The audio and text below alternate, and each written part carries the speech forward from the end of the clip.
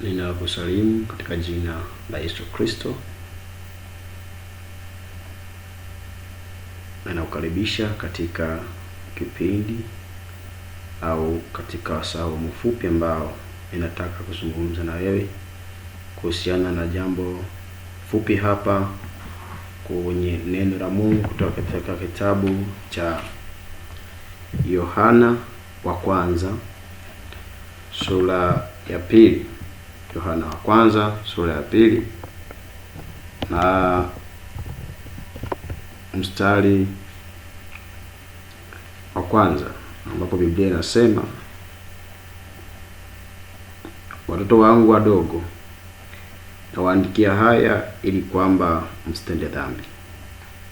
Na kama mtu akitenda dhambi, tunaye mwombezi kwa Baba, Yesu Kristo mwenye haki, naye ndiye kipatanisho kwa dhambi zetu, wala si kwa dhambi zetu tu, bali na kwa dhambi za ulimwengu wote. Ninataka nizungumze na wewe habari ndogo kuhusiana na habari ya upatanisho wa dhambi. Upatanisho wa dhambi. Na katika kuzungumzia upatanisho wa dhambi, ninataka nizungumze kwenye mfumo wa swali dogo hapa, kwamba Mkristo awapo chini afanye nini? Katika safari ya Ukristo, mtu anapoingia katika safari ya Ukristo, kama safari nyingine yoyote ile, kuna ups and downs za Mkristo. Kuna wakati Mkristo anakuwa yuko chini, kuna wakati Mkristo anakuwa yuko juu. Na hasa ndipo ambapo Paulo anatukumbusha katika kitabu cha Wakorinto wa kwanza. Anatuambia kwamba mtu akijiona kuwa amesimama na aangalie asije akaanguka. Kwa sababu gani? Kwa sababu wakati Mkristo au mtu anapoanza kuhisi yuko chini, ndio wakati ambapo shetani anazungumza naye sana kuliko vile sauti au ujasiri aliyokuwa nao juu ya Mungu. Maandiko yale yale ambayo alikuwa akiyatumia kumpinga shetani, maandiko yale yale ambayo alikuwa akiyasimamia, maandiko hayo yanageuka kuwa mwiba. Yanageuka na kuwa mwiba, na shetani ataanza kuyalikoro hayo maandiko, kumrejelea na kumuendelea kumuonyesha jinsi gani ambavyo hana nafasi nyingine katika ufalme wa Mungu. Ndio maana Biblia inasema kwamba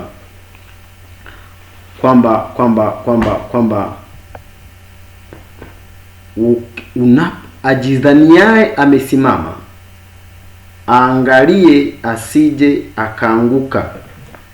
Sasa hapa pia unaona katika hali hiyo maonyo yanaendelea kwamba mtu wa namna hiyo wanajikuta katika hali ambayo ni mbaya, na wengi wameshindwa kuendelea na kile ambacho walikiamini, wameshindwa kuendelea na kile ambacho walikuwa wanakitumainia, kwa sababu ya mtego mmoja ambao shetani aliuwini katika maisha yao, na wakajikuta wako chini na mioyo yao ikatambua kwamba wako chini. Sasa wanaendelea kukandamizwa na theolojia na maneno ambayo sasa ni mlango wa Ibilisi, ukiwakandamiza na kuendelea kuwafanya wako chini. Wengine wameogopa hata kuingia milango ya kanisa. Ukiwaambia twende kanisani, anajiona kabisa kwamba anajua kwenda kanisani ni halali, lakini akijiona nafasi yake haioni nafasi yake hapo kanisani, haioni nafasi yake katika ushirika pamoja na wapendwa wengine, haioni nafasi yake mahali hapo, haioni nafasi yake kwamba anastahili tena kwenda kanisani. Kimsingi ni kweli hastahili, na shetani anaendelea kumvuta na kumwendelea kumweka mbali, kwamba ni heri ukaacha kwenda kanisani, ni heri ukaacha kusali, kwa sababu ya aibu ambayo alionayo juu ya Mungu, aibu alionayo juu ya watoto wa Mungu, aibu na kile alichokuwa anakifahamu. Utaona kwamba hali zao hapa Petro anazungumza katika Petro wa pili sura ya 2 mstari wa 18, anasema hivi: maana wakinena maneno makuu mno ya kiburi, kwa tamaa za mwili, kwa ufisadi, kwa hadaa. Na muendelea hapo. Anasema hivi kwa mstari wa 20: kwa maana wale waliokwisha kuyakimbia machafu ya dunia, wale waliokwisha kuyakimbia machafu ya dunia kwa kumjua Bwana na Mwokozi Yesu Kristo, kama wakinaswa tena na kushindwa, hali yao ya mwisho imekuwa mbaya kuliko ile ya kwanza.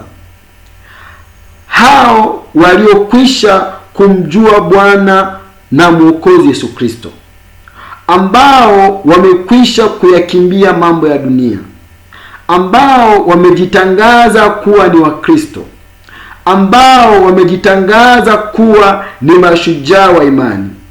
Watu wa namna hiyo wakisha naswa katika kushindwa. Kwa mfano, umeshinda dhambi ya zinaa, ukisha naswa tena na dhambi ya zinaa, kwa kuwa ulikuwa unajua tayari kwamba zinaa iko hivi, iko hivi, iko hivi. Sasa baada ya kunaswa na ukashindwa, hali yako, Petro anasema kwamba hawa namna hiyo, hali zao za mwisho zinakuwa ni mbaya kuliko hali za kwanza. Anasema maana ingelikuwa heri kwao kama wasingelijua njia ya haki, kuliko kuijua kisha kuiacha ile amri takatifu waliopewa. Watu wa namna hiyo, sasa watu wanafikia hapo. Watu walikuwa ni waamini wazuri wa ujumbe, wakiyajua mazuri ya ujumbe, wakiupokea ujumbe kwa furaha, wakiuishi ujumbe. Baada ya muda, shetani anawatafuta kuwanasa tu. Akisha wanasa katika kushindwa kwao, akisha wanasa wakashindwa tena, wakarudi nyuma, hali zao zinakuwa ni mbaya kuliko hali zao za kwanza, na inakuwa ni heri wasingejua njia ya haki, kwa sababu wengi wao wamerudi nyuma kabisa na kuwa waganga wa jadi. Wengine wao wamerudi nyuma na kuwa watu wa ajabu.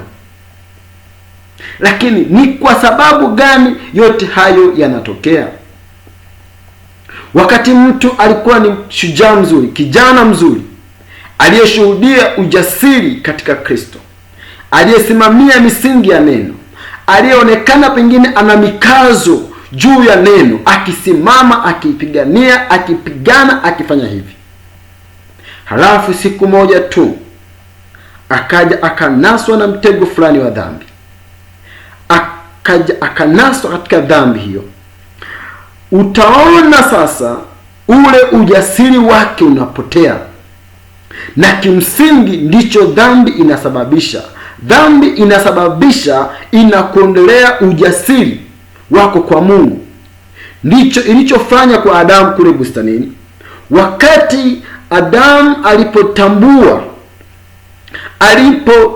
alipogundua sasa kwamba tayari uwepo ule aliokuwa nao, utaji ule aliokuwa nao haupo tena. Hakuwa na ujasiri mbele za Mungu, alienda kujificha, alienda kupotea. Hiyo ni asili ya mwanadamu yote yule, kwamba wakati anapokosea, wakati anapofanya dhambi, hataki kuonekana mbele ya yule aliyemkosea. Hata ukimkosea mtu fulani, tuseme ukajua umemkosea, hautataka kuonekana mbele yake huyo uliyemkosea. Ukimkosea baba yako na ukajua baba yako amejua umemkosea, na wewe ukajua umemkosea, hautatamani kuonekana mbele yake huyo uliyemkosea. Hiyo ndiyo asili ya mwanadamu. Kwa asili ya mwanadamu, anapokuwa yuko kinyume na neno la Mungu, hatatamani kuwa karibu na neno la Mungu, hatatamani kuwa karibu na wale ambao wanaonekana wamelishika neno la Mungu. Kwa mjini huo, watu wengi wamerudi nyuma na kuiacha imani na kushindwa kujua namna gani waende. Ila ukikaa nao wakiwa wanazungumza mahali fulani, watakwambia kweli iko mahali fulani, neno ni hili hapa, lakini kwa nini halifuati? Kwa nini halifuati hilo neno? Ni kwa sababu gani hana ujasiri wa kulifuata? Ni kwa sababu tayari ameshanaswa. Aliponaswa, ameondoa ule ujasiri aliyokuwa nao. Sasa yuko chini sana, na anajua kwamba amekosea, na haoni njia, haioni nafasi yake yeye ya kurudi katika ile sehemu yake ya kwanza ya Ukristo. Sasa ndiyo maana leo sasa nataka tuzungumze, Mkristo anapokuwa chini, nini afanye wakati unajihisi uko chini. Sizungumzi na wale ambao ni watakatifu leo hii, sizungumzi na wale ambao wako juu leo hii. Ninataka nizungumze na wewe ambaye unajiona nafsi yako iko mbali na Mungu. Nizungumze na wewe ambaye unaiona nafsi yako iko umbali mrefu na Mungu. Kitu gani ufanye ukiwa unajua yaliyo kweli, ukiwa unajua kwamba haufanyi yaliyo sawa? Kwa sababu hata anayeenda kufanya uzinzi leo, moyoni mwake anajua kwamba ninafanya jambo baya. Anayeenda kunywa pombe, deep down kwenye moyo wake anajua kwamba hafanyi jambo lililo sawa, lakini hata hivyo hawezi kuacha, kwa sababu hakuna mbadala. Yale maisha ya kiroho ambayo amewahi kuwa nayo hawezi, hana namna ya kuyaendea tena, hana namna ya kuyafuata tena hayo. Lakini anajua kabisa yale maisha ni sahihi, yale maisha yalikuwa sawa, lakini hawezi tena, yuko chini na anajua kwamba anahukumiwa, yuko chini, hana namna ya kupanda juu tena. Nataka nizungumze na mtu wa namna hiyo leo. Nataka nizungumze na mtu wa design hiyo, mtu ambaye umeshindwa kwenda kanisani, mtu ambaye baada ya kupata anguko lako la kwanza hauna ujasiri tena wa kwenda kanisani, hauna ujasiri tena wa kurudi msalabani, hauna ujasiri tena wa kuomba, hauna ujasiri tena wa kujua kwamba wewe ni Mkristo, umejitoa katika jamii ya Wakristo. Unasema mimi nilikuwa Mkristo, ninajua maandiko, unaweza kutana mlevi anakusomea Biblia, aliwahi kuwa mtu fulani mahali fulani. Sasa mtu wa namna hiyo afanye nini? Wewe mtu ambaye uko chini, ufanye nini? Kwa sababu nataka kuambia ni ukweli kabisa kwamba kila kitu kina matokeo. Huu Kristo una matokeo. Liko jambo ambalo litazaliwa na huu Kristo. Ile kuja kwa pili kwa Kristo ulikowahi kukuamini hakujawahi kubadilika. Yule Yesu Kristo uliyewahi kumwamini hajawahi kubadilika. Ule ujumbe uliowahi kuamini haujawahi kubadilika. Bado ni ujumbe ule ule wa ukombozi. Ile nuru ya Kristo uliowahi kuijua haijawahi kubadilika. Bado ni nuru ambayo inawavuta watu kutoka gizani kuja kwa Kristo. Na lile tumaini lako kwamba Kristo atarudi tena mara ya pili halijawahi kubadilika. Fundisho la Kristo halijawahi kubadilika, bado liko vile vile. Bado Kristo atakuja tena mwisho wa siku. Bado hukumu, dunia itaadhibiwa kwa hukumu mwisho wa siku. Yale maandiko uliyowahi kuyaamini kwamba ulimwengu huu utachomwa na moto bado yako vile vile. Bado nataka kuambia kwamba ulimwengu huu utachomwa na moto. Na kule kunyakuliwa ulikowahi kukuamini kwamba wako watu ambao watanyakuliwa, bado kuko vile vile. Wako watu ambao watanyakuliwa. Wako bibi harusi wa Kristo ambao watanyakuliwa. Na wewe uliwahi kuimba wimbo ukisema mmoja wao, mmoja wao, mmoja wao. Na furahi kusema mimi ni mmoja wao. Lakini kwa sababu ya kunaswa kidogo ambako uliwahi kupitia, uliponaswa katika dhambi, tayari wewe mwenyewe umejiondoa kuwa mmoja wao. Wewe mwenyewe umejitoa, haujihesabu tena kama mmoja wao. Haujihesabu tena kama Mkristo. Haujihesabu tena kama mwaminio. Kwa sababu gani? Nataka nikurudishe leo tena katika kitabu cha waraka wa kwanza wa Yohana. Yohana alipoandika sura ya 2 alisema hivi: watoto wadogo, ninawaandikia haya ili kwamba msitende dhambi. Ndilo first priority. Kupewa maagizo, kupewa neno, kupewa utaratibu, lengo lake tusitende dhambi. Watoto wadogo. Na unajua kile ambacho Ukristo unakufanya, Yohana anazungumza, anasema kwamba wote waliompokea aliwapa uwezo wa kuwa watoto wa Mungu. Ndicho ambacho Kristo alikuja kufanya. Ulipoamini kuwa Mkristo, ulipewa uwezo. Unapewaje uwezo? Kwa kuzaliwa mara ya pili. Ulipozaliwa mara ya pili, ulipewa uwezo wa kuwa mtoto wa Mungu. Sasa utoto unakoma lini? Mimi Jackson ni baba yangu. Ni baba yangu kwa sababu amenizaa. Ni baba yangu kwa sababu amenizaa. Haijalishi nitamkosea mara ngapi, lakini deep down, kama nitakuwa mtoto mzuri, itasemekana mtoto wa Jackson ni mzuri. Kama nitakuwa mtoto mbaya, itaonekana mtoto wa Jackson bado ni mbaya. Lakini ule utoto haukomi. Ile sifa ya mimi kuwa mwana wa Jackson haiishi pale ambapo nimemkosea baba yangu. Ndicho ambacho Yohana anajaribu kukuambieni, kwamba watoto wadogo, ninawaandikieni haya ili kwamba msitende dhambi. Ili kwamba msitende dhambi. Mimi sipasi kumkosea baba yangu. Lakini anaendelea anasema kwamba na kama mtu akitenda dhambi,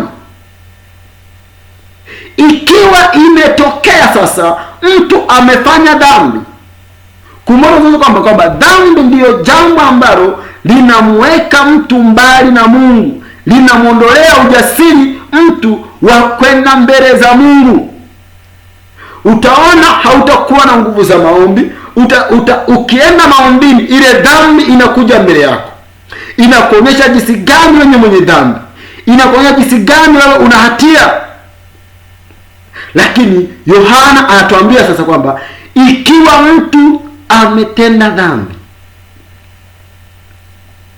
tunaye mwombezi kwa Baba.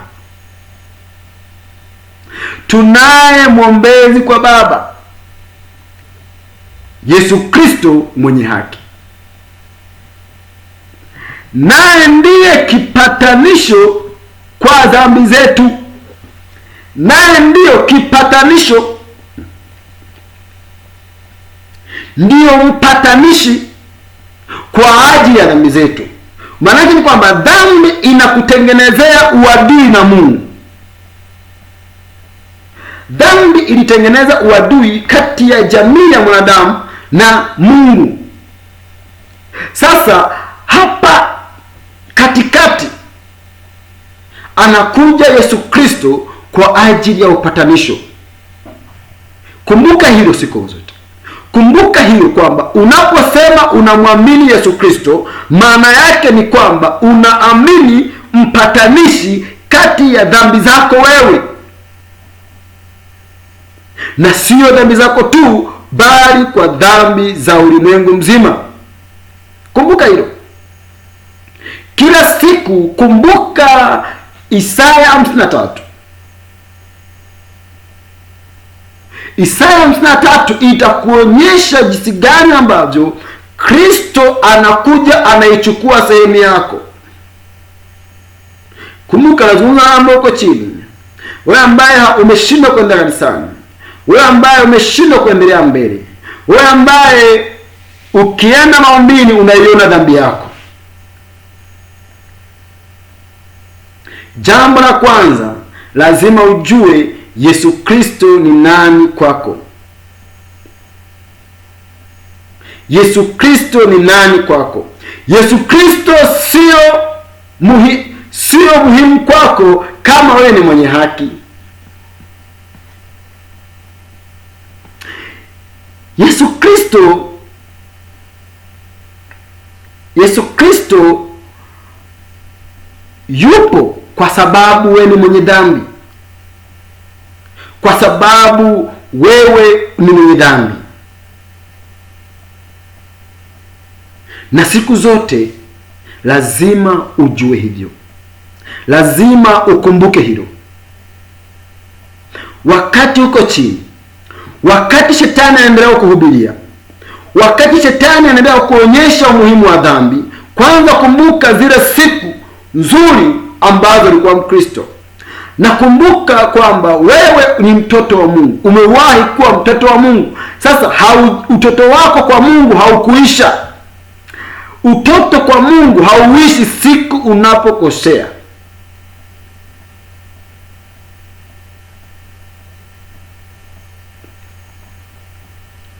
Utoto wako kwa Mungu hauishi siku unapokosea. Sisemi hivi ili muendelee kutenda dhambi, hapana. Ninasema kwa wewe ambaye unatamani kurudi ila huoni njia, hauoni mwanga, hauoni pa kuanzia. Unaona ndugu zako wote kama kwamba watakuonaje, watakusemaje, lakini Ukristo haupo kwa sababu ya mchungaji.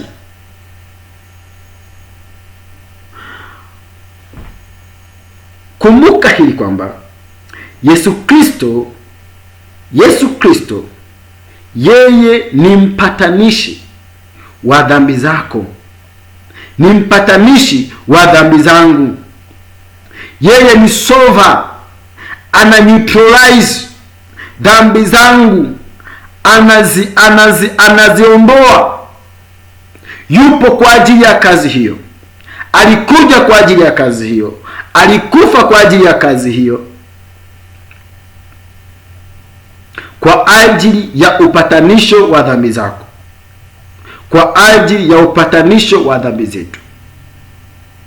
Kwa kupiga kwake sisi tumepona. Alikufa alikufa mwenye haki ili tuokolewe. Ili wewe uhesabike kuwa mwenye haki, ilibidi mwenye haki mmoja afe. Maana kwamba yeye mwenye haki. Kwa hiyo wakati uko chini, jambo la kwanza ufanye nini? Ukumbuke ya kwamba Yesu Kristo alikufa kwa ajili ya dhambi zako, na hiyo ambayo umeifanya jana, na hiyo ambayo umeifanya juzi, hiyo ambayo unaiona wakati unapotaka kwenda mbele za Mungu, hiyo ambayo unaiona wakati unapotamani kurudi kanisani lakini unaikosa nafasi. Kumbuka Yesu Kristo alifia hiyo. Sasa unapokumbuka Yesu Kristo alifia hiyo, haimaanishi kwamba inakupatia mwanga wa kuendelea na dhambi. Hapana, bali inakupatia nguvu, inakupatia courage ya kusimama na kumwambia Mungu chochote, na kumwambia Mungu jinsi gani ambavyo wewe unaumia, kwa sababu unapotenda dhambi unamsurubisha Yesu Kristo mara ya pili pale msalabani. Unapotenda dhambi ni kama haujaithamini kazi ya msalaba. Lakini unapokumbuka kwamba Yesu Kristo ndiyo mpatanishi wa dhambi zako, unapaswa kupata nguvu na ujasiri wa kurudi kwake, kumwambia mpatanishi kwamba nimekosea. Yohana anasema kwamba na kama mtu akifanya dhambi,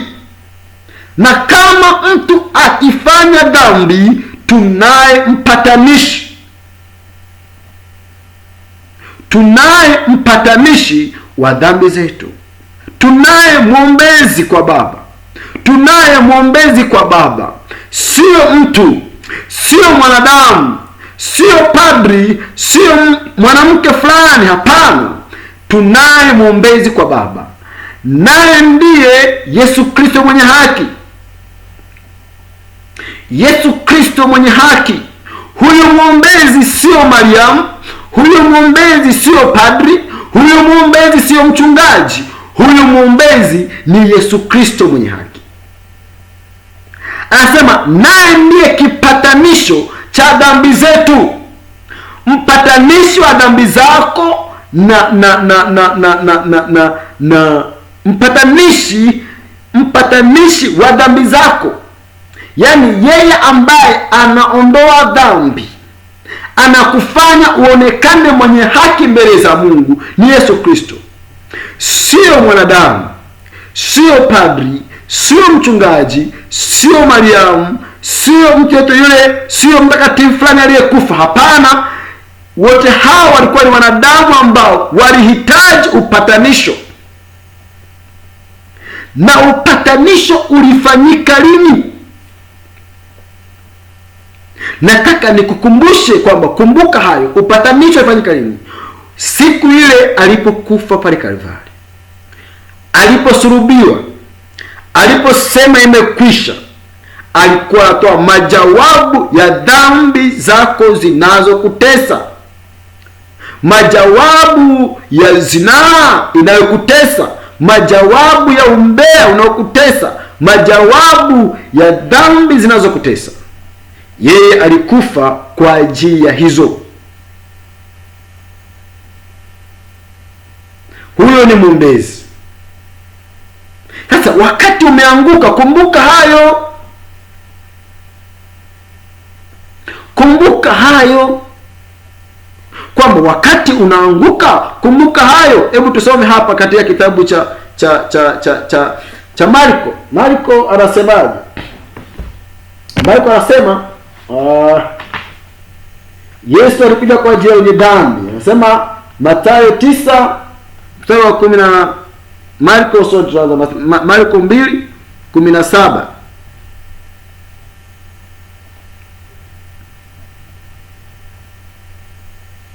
Marko 2:17 inasemaje? Sema hivi. Ni Marko ni imekosea kuandika hapa.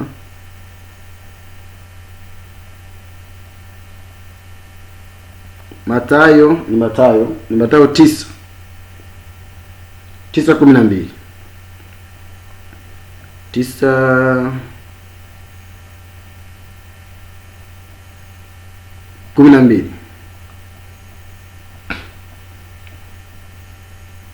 Naye aliposikia aliwaambia, wenye afya hawahitaji tabibu, bali walio hawawezi. Lakini nendeni mkajifunze maana yake maneno haya, nataka rehema wala si sadaka. Kwa maana sikuja kuwaita wenye haki, bali wenye dhambi. Sikuja kuwaita wenye haki, bali wenye dhambi. Tayari wewe hapo ni mwenye dhambi. Tayari wewe hapo wakati unajihisi mwenye dhambi, uko chini. Kumbuka hilo kwamba Yesu Kristo alikuja kukuita wewe sasa. Alikuja kuniita mimi. Alikuja kukuita wewe wakati umetoka kulewa, wakati umetoka kunywa pombe, wakati umetoka kukufuru, wakati uko katika ibada ya sanamu ya miungu watatu. Alikuja kukuita wewe wenye dhambi. Yesu hakuja kwa ajili ya wenye haki. Yesu alikuja kwa ajili ya wenye dhambi. Na uliokoka ukikiri kwamba ni mwenye dhambi. Uwe ukiri uliowahi kukiri siku ya kwanza kwamba wewe ni mwenye dhambi, sasa unahitaji kuokolewa. Hata unapoanguka ukiri tena. Usikubali kuendelea katika na kanisa ukijua uko chini. Kiri wewe ni mwenye dhambi. Tafuta neema. Tafuta rehema.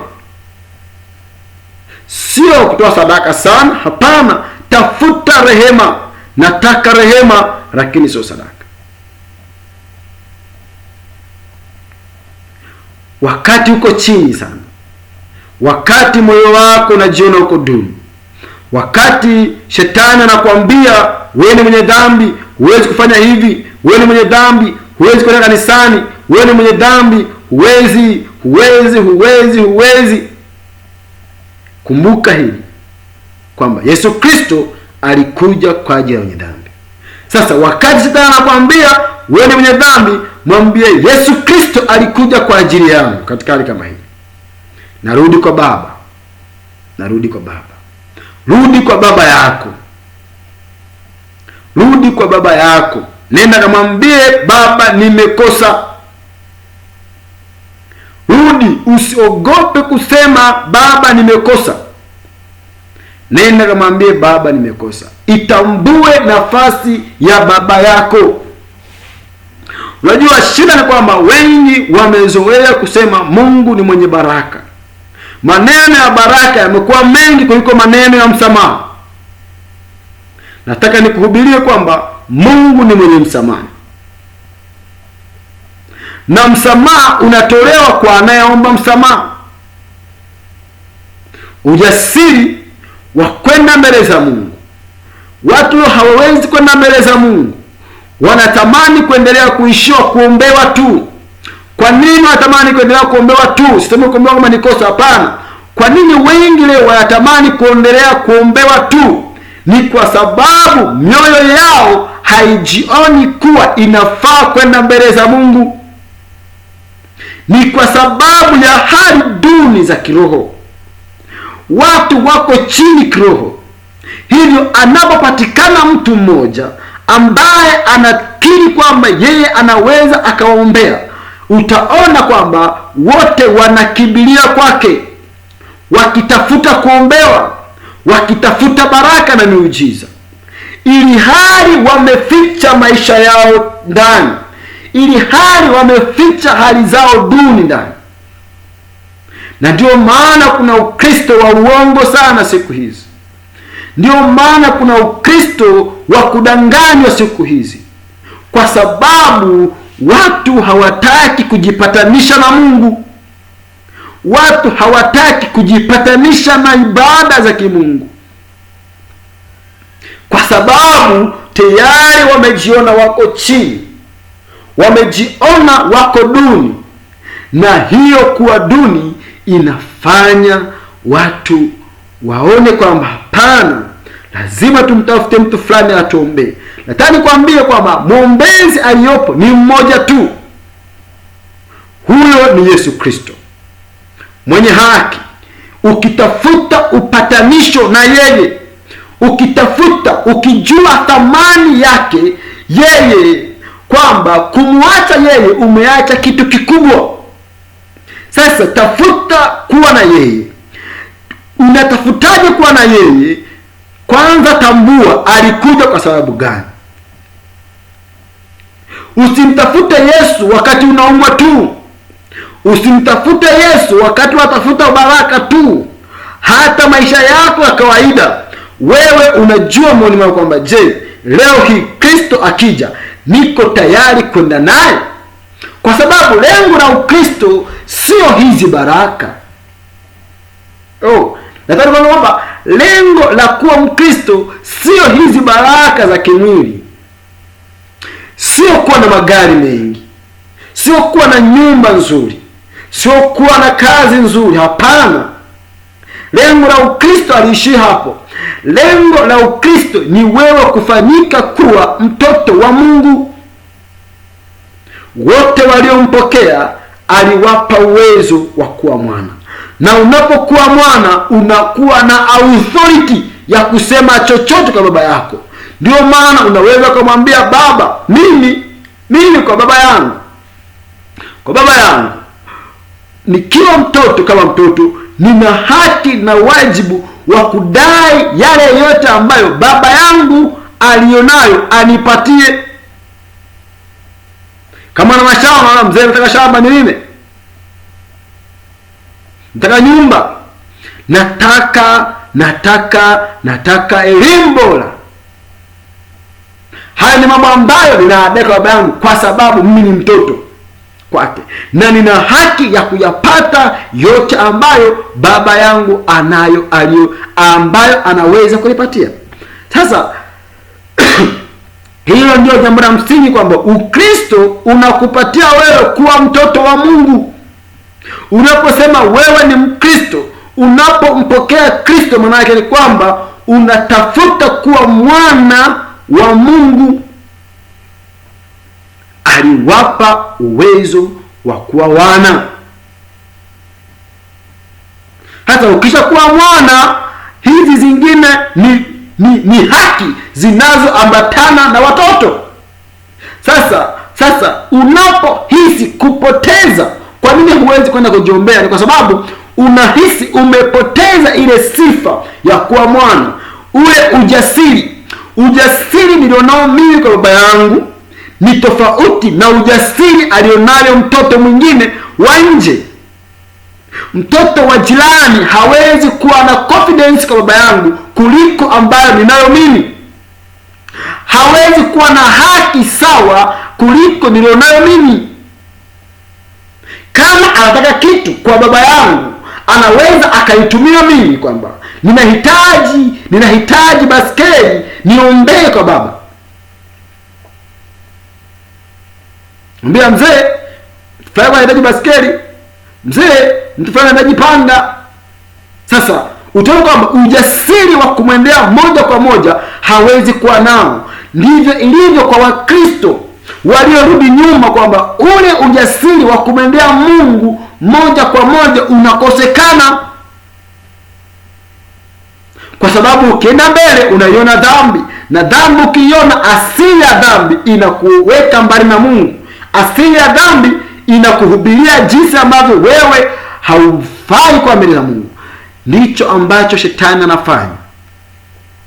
Alifanya hivyo kwa Yuda.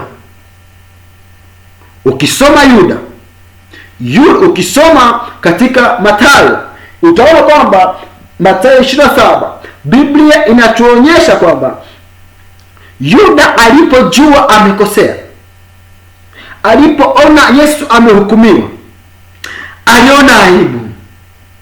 Watanichukuliaje wanafunzi wenzangu? Watanichukuliaje hawa watu? akaona hana nafasi tena ya kumkomboa Yesu, akaona hawezi tena, akajaribu kwenda kwa Mafarisayo akamwambia, nilikosea nilipozaidi damu isiyo na hatia. Akarudisha zile fedha. Wakamwambia, itatufaidia nini sisi? Ndicho ambacho shetani anakuambia leo. Ukijaribu kwenda mbele za Mungu ukasema, Mungu nisaidie, shetani anakuambia, hiyo inakusaidia nini wewe? Wewe tayari umeshamsaliti, wewe tayari umeshafanya hivi, wewe tayari umeshakosea. Maandiko yake yanasema hivi, wewe sio mtoto wa Mungu, maana mtoto wa Mungu hawezi kutenda dhambi.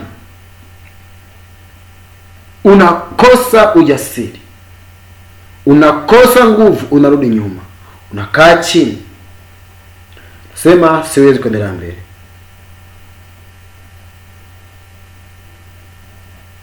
Mungu akusaidie upate hiyo neema, kwamba wakati unapokuwa chini, liko jambo la kufanya, liko jambo la kufanya unapoitambua nafasi ya Mungu, nafasi ya Mungu kwako, nafasi ya Yesu Kristo, kwamba wewe ni mwenye dhambi. Ndio. Je, mwenye dhambi anapaswa kufanya nini? Unapaswa kujua kwamba Yesu Kristo alikuja kwa ajili yako na alikuja kukukomboa wewe mwenye dhambi. Sasa una haki na wajibu wa kurudi mbele za Mungu na kumwambia, Baba, nilikosa, kama alivyofanya Petro. Sikiliza, Yuda na Petro wote walifanya kosa la kumkana Kristo. Petro alimkana Yesu mara 3. Yuda alimuuza Yesu.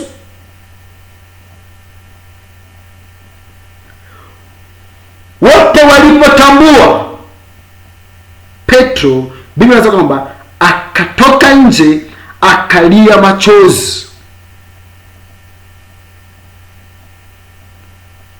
Twende kwa nani wakati wewe ndio mwenye maneno ya uzima? Sasa huyo mwenye maneno ya uzima leo hii amemkana. Wakati anaona amemkana mwenye maneno ya uzima, Petro hakuwa na kimbilio. Petro alirudi chini akalia machozi, akatubu. Hata anapokuja kuhubiri katika Matendo 2 anawaambia, tubuni kwamba dhambi zenu zipate kuondolewa. Sio kukaa kuzishikilia dhambi, sio kujificha. Ukizificha dhambi hautasaidika. Lakini kutubu, ukizitubia dhambi zako mbele za Mungu kwa moyo wa uaminifu na ukalia machozi, Mungu atakusamehe. Utapata ule ujasiri uliokuwa nao zamani, utapata ile nguvu uliokuwa nao zamani, utarudi tena kama Samsoni wa kale aliyekatwa nywele zake wakati nywele zinaota. Kumbuka, wakati nywele zako zinaota ni wakati ambapo unarudia maandiko, unasoma maandiko upya. Usiache Biblia hii, Biblia yako usiache hata uwapo dhambini. Biblia yako usiache, endelea kuisoma, endelea kusoma jinsi ambavyo Yesu Kristo anakomboa na jinsi ambavyo unapaswa kurudi. Endelea kusoma, endelea kusoma. Wewe ambaye uko chini, unaweza ukawa Mkristo tena, unaweza ukarudi katika hali yako ya kawaida. Wewe ni mtoto mpotevu tu, bado unalo tumaini mbele za Mungu. Usiende kujinyonga. Wako Wakristo wengi wamejinyonga leo walipoona hawawezi tena kuendelea. Sauti ya Ibilisi ilipokuwa kubwa mioyoni mwao, wameenda wamejinyonga kiroho. Wamekaa duniani, hawana pa kwenda. Lakini ukiwauliza deep down, watakuonyesha jinsi ambavyo imani ya kweli ni ipi, imani sahihi ni ipi, lakini hawawezi kuifuata kwa sababu wamejinyonga. Usijinyonge Mkristo, usiwe kama Yuda. Usione haya kurudi kanisani. Yuda aliona haya kuwarejea wanafunzi na kulia. Aliona haya, aliona aibu, akasema bora nikajinyonge, bora nife. No, wakati upo katika hali yako ngumu, solution ya kwanza sio kwenda kujinyonga. Kujinyonga sio jibu, sio jawabu la magumu yako. Kujinyonga sio jawabu la magumu yako. Kujinyonga sio jawabu la wewe unapokuwa katika shida unayohisi kwamba haina mtatuzi. Rudi, kaa chini, tafakari. Biblia inasema kwamba kumbuka ni wapi ulipoanguka ukatubu. Kumbuka ni wapi ulipoanguka, ni wapi ulipoachilia upendo wako wa kwanza. Hapa hazungumzi na mtu ambaye yuko imara, anazungumza na mtu ambaye yuko chini. Kumbuka ni wapi ulipoanguka ukatubu. Kwa kuna wakati wa kufanya tathmini na kuona kwamba ni wapi siko sawa na ni wapi niko sawa. Wakati unajiona uko chini, sio wakati wa wewe kuendelea kuwa chini zaidi. No, ni kumbuka ni wapi ulipoanguka ukatubu. Mungu akusaidie. Hata nataka kusoma kisa kimoja hapa cha Daudi. Wasomi wote wa Biblia wanafahamu kwamba Daudi anaitwa kipenzi cha Mungu. Lakini je, Daudi alikuwa ni mkamilifu? Hapana. Kitu gani kilimfanya Daudi kuwa kipenzi cha Mungu? Samueli wa pili. Hii ni kitu jambo moja tu, moja ya mambo ambayo unapaswa kufahamu wewe kama Mkristo. Wewe ndugu yangu ambaye unajiona uko chini. Samueli wa pili sura ya 24 mstari wa 13. Sasa hapo utasoma juu, utapata kisa kwamba Daudi alifanya jambo ambalo ni makosa mbele za Mungu. Aliwahesabu watu kinyume na maagizo ya Mungu. Mungu hakutaka awahesabu watu, lakini yeye akawahesabu. Sura 11 nasema kwamba sura 11 sura 10, tuanze hapo. Ndipo moyo wake Daudi ukamchoma baada ya kuwahesabu hao watu. Naye Daudi akamwambia Bwana, nimekosa sana kwa haya niliyoyafanya.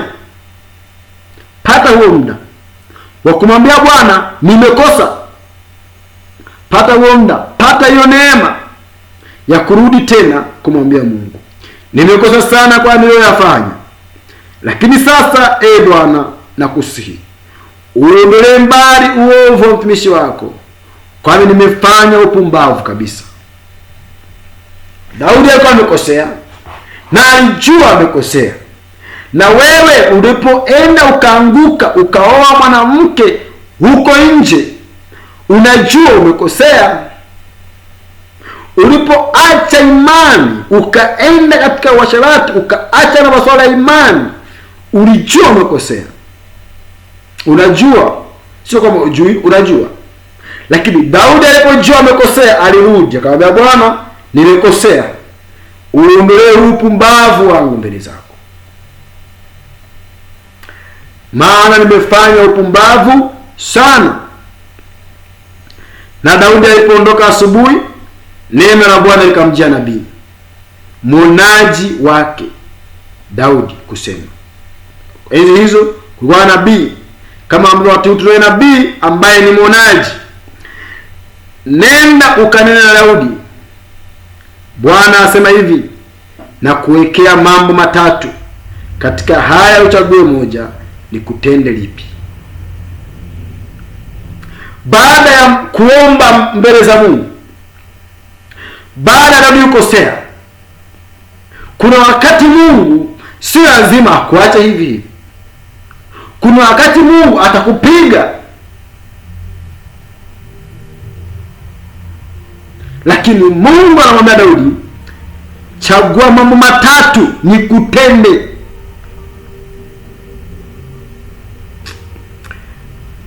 Basi Gadi akamwendea Daudi akamweleza, akamwambia, basi jambo la kwanza, miaka 7 ya njaa ikujie katika nchi yako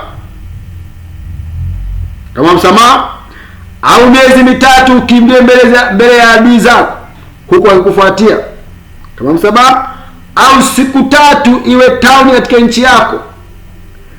Fanya shauri sasa, ufikiri ni jawabu gani nimrudishie yeye aliyenituma. Naye Daudi akamwambia Gadi, nimeingia katika mashaka sana. Basi sasa na tuanguke katika mkono wa Bwana, kwa kuwa rehema zake ni nyingi, wala nisianguke katika mkono wa Daudi, mkono wa wanadamu. Basi Bwana akawaletea Israeli tauni tangu asubuhi hata wakati ulioamriwa, nao wakafa watu toka Dani mpaka Beersheba 70,000.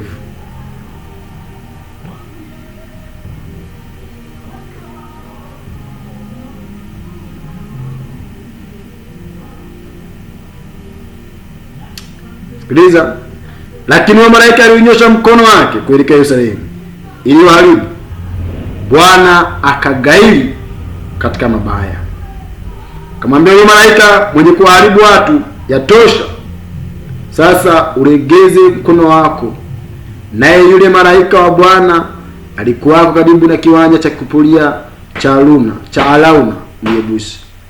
Daudi alipomwona malaika aliyewapiga watu, akanena na Bwana akasema, tazama, ni mimi niliyekosa, ni mimi niliyepotoka, lakini kondoo hawa wamefanya nini? Mkono wako na uwe juu yangu na juu ya nyumba ya baba yangu.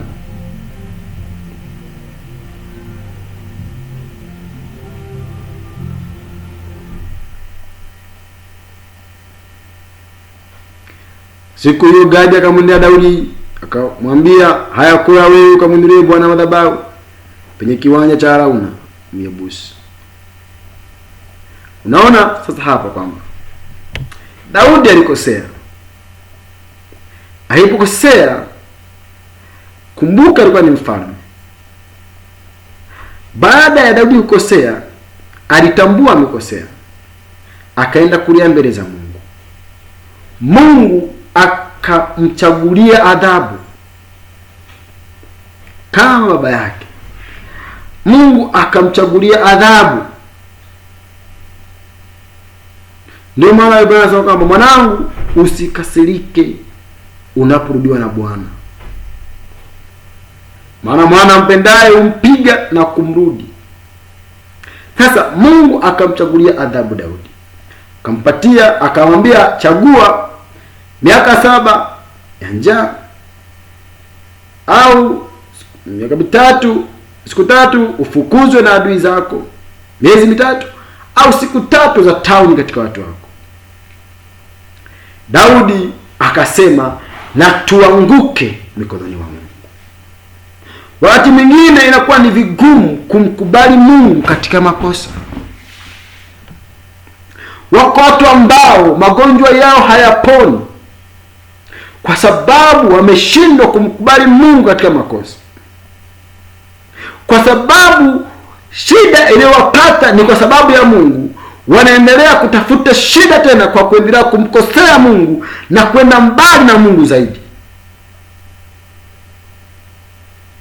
Mungu amekupiga kwa jambo fulani, badala ya kujua kwamba yanipiga ni Mungu, unaenda mbali zaidi, unaenda kufarakanisha na kutafuta ibada za sanamu tena huko nje.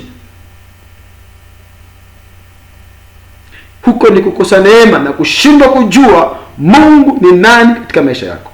Lakini mtu aliyejua kwamba Mungu ni kitu gani kwake, hata wakati ambapo Mungu alitaka kumwadhibu, akasema, na tuanguke mikononi mwa Bwana, kwa sababu yeye ni Mungu mwenye rehema.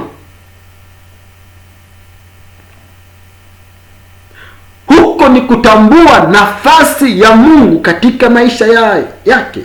Huko ni kutambua maana ya ibada ambayo alikuwa nayo hata akiwa yuko chini. Kumbuka hapa ni Daudi yuko chini, ameanguka, amekosea, lakini bado alijua nafasi ya Mungu, kwamba katika hali yangu ya duni sana, ni heri nianguke mikononi mwa Mungu, maana yeye Mungu ana rehema.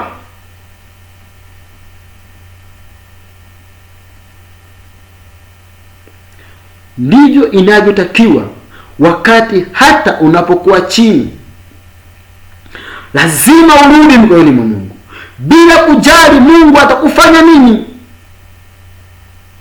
bila kujali Mungu atafanya nini katika maisha yako, lakini lazima ukubali kurudi mikononi mwa Mungu. Usikubali kuendelea kutumikishwa na dhambi, maana ndani kuambia kwamba hautapata amani.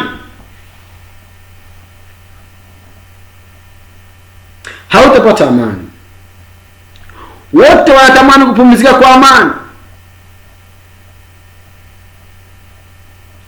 Mganga, mchawi, mzinzi, masharati, mtoto yule imani ibada kwa imani yake, utaona kwamba wakati Waislamu mtu anapokufa anasema kwamba wote ni waja na kwake tutarejea.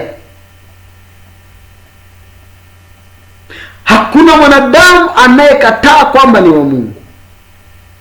Sasa na kwake tutarejea, kuko utaratibu wa kurejea kwake, na huo utaratibu ni kujipatanisha na kipatanisho cha dhambi zako. Tukizika mtu tunasema ametangulia mbele za haki, pumzika kwa amani. Lakini bahati mbaya ni kwamba hauna assurance kwamba huyu mtu ameenda kupumzika kwa amani.